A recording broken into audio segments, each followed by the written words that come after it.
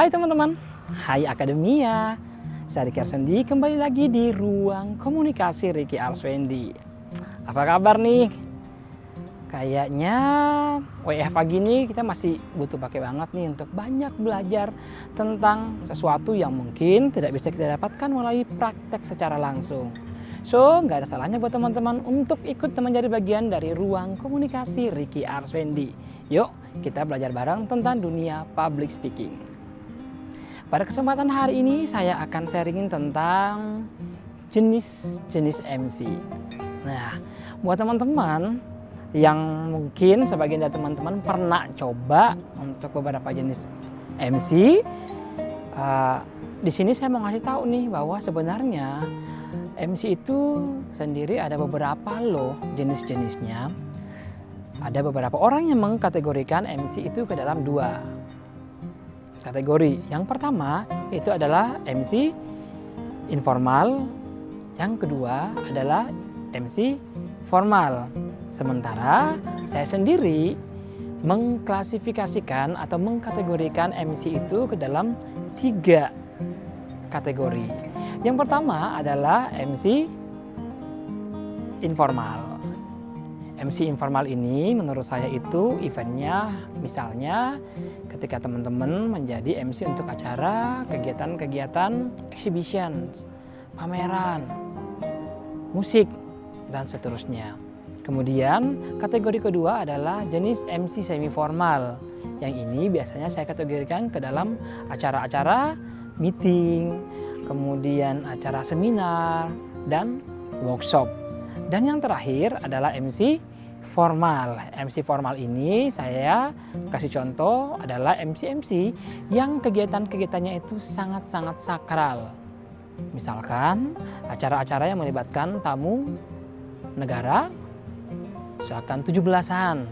Kemudian ada kegiatan wisuda di kampus-kampus dan seterusnya. Jadi kalau saya sendiri mengkategorikan MC itu dari dalam tiga kategori. Nah, buat teman-teman untuk mengetahui jenis-jenis ini sebenarnya teman-teman mungkin akan nanya, emang buat apa sih kita penting untuk mengetahui kategori-kategori MC? Nah, sebenarnya teman-teman di setiap kategori ini akan menentukan beberapa hal. Yang pertama, bagaimana teman-teman nanti akan menggunakan dress code atau pakaiannya. Itu menyesuaikan dengan event yang akan kita lakukan atau kita dipanggil untuk event apa sih sebenarnya. Selanjutnya, diksi, pilihan kata-kata yang akan kita gunakan ketika kita bertindak sebagai MC. Jadi kalau kita misalkan MC-nya itu adalah MC acara musik, teman-teman bisa menggunakan diksi-diksi yang sangat kekinian. Akan berbeda ketika teman-teman menggunakan atau dipakai untuk menjadi seorang MC di acara seminar, talk show. Kita nggak boleh sebegitu bebasnya untuk memilih kata-kata, jokes-jokes yang akan kita keluarkan di event itu. Apalagi ketika teman-teman diminta atau bertindak sebagai MC di acara-acara formal seperti acara wisuda, kemudian acara kenegaraan. Itu nyaris tidak ada jeda bagi kita, waktu untuk kita untuk membuat kata-kata yang tanda kutip kita improve dari event itu. Kenapa ya? Karena sifatnya adalah sifat acaranya adalah formal. Kemudian selain tadi cara berpakaian, kemudian diksi, jokes juga menjadi pilihan. Jadi kalau acaramu musik, ya kita bisa bebas bercanda. Sementara ketika acaramu itu adalah seminar, kita bisa bercanda tapi nggak boleh banyak-banyak. Sementara untuk acara kenegaraan atau acara seminar, untuk acara-acara semacam wisuda itu nyaris kita nggak diperlukan yang namanya jokes, nggak diperlukan sama sekali. Oke, apalagi sih yang perlu kita pahami di situ dari kategori itu ketika kita menjadi seorang MC? Suara, produksi suara itu kemudian akan menjadi berbeda. Ketika teman-teman itu diminta untuk menjadi seorang MC acara seminar misalkan, maka otomatis suara teman-teman itu harus seperti saya berbicara saat ini. Namun ketika teman-teman itu bertindak sebagai MC untuk acara musik, teman-teman itu bisa mau suaranya itu cempreng, kemudian ibarat kata mungkin agak cuawaan dikit, boleh nggak masalah. Namun jangan bawa gaya ini, gaya cuawaan, gaul ini, cara nyapa gaul ini ke dalam event untuk acara semi formal, apalagi formal. Selanjutnya, teman-teman, produksi suara kita, sapaan kita juga itu bahkan berbeda ketika teman-teman menjadi seorang MC di 3 kategori ini. Saya contohkan ya, untuk acara misalkan acara informal dulu. Kita upayakan atau kita ibaratkan saya saat ini akan menjadi seorang MC di acara musik atau acara ulang tahun. Maka saya bisa menyapa dengan cara seperti ini. Hai teman-teman, senang sekali saya Ricky Arswendi bakalan seru-seruan nih selama 1 jam ke depan untuk menyajikan Anda informasi terkait dengan dunia musik tanah air misalkan. Atau misalkan teman-teman kayak mengucapkan selamat datang di acara di acara birthday teman kita yang saat ini masuk dalam usia 17 tahun. Nah kayaknya kalau kita lihat di kiri kanan kita sudah ramai banget teman-teman yang berdatangan. Pengen tahu deh seperti apa sih sebenarnya sosok si A di mata teman-temannya dan seterusnya. Dia bisa lebih agak dibawa rileks gitu ya. Tetapi ketika teman-teman menjadi seorang MC untuk acara seminar, kemudian workshop, maka teman-teman tidak boleh menggunakan kata-kata yang semacam itu. Gesturnya pun akan dikurangi lagi. Saya contohkan ya seperti ini. Assalamualaikum warahmatullahi wabarakatuh. Selamat siang dan salam sejahtera bagi kita semua. Kami ucapkan selamat datang di acara Seminar Nasional dengan tema Pemberdayaan Wanita di Berbagai Sektor Industri. Senin, tanggal 28 April 2020. Yang terhormat, siapa? Kemudian yang kami hormati dan hadirin yang berbahagia. Memasuki acara pertama, mari kita dengarkan bersama pembukaan atau doa yang akan disampaikan oleh siapa. Selanjutnya, sambutan. Misalkan ketika ada beberapa sambutan di dalam acara tersebut. Tapi saya selalu menyarankan untuk membuat sambutan sebaiknya maksimal 3 orang yang memberikan sambutan, kalau bisa 2 aja.